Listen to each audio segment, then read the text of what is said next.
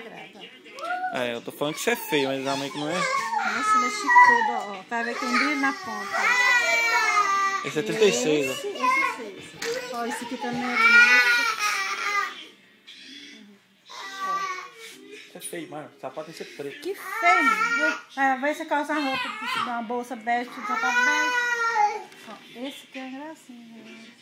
Esses são os 36? Esse é o 6, Cambuça. É, esse aí é bonito. Olha a capetada aqui, ó.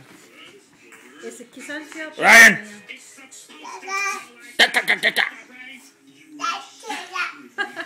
Esse também é só de fio ao pé.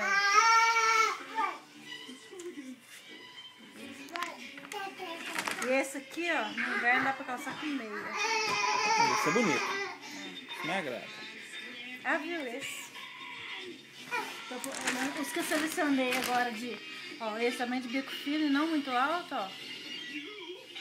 Ó, de salto fino e não muito alto e de bico. Ó, 36? Ó, Isso é no meu pé também.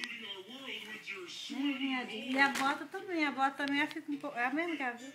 Ela fica assim, meio folgada, mas pra colocar com meio. Esse tem amarelo, não gostei muito disso, não. Tá bom. Daniel! Cadê o leão? Mas aí você vê... Para na frente, eu posso. Cadê? Cadê? Cadê? Uau, faz. Faz assim, uau, faz.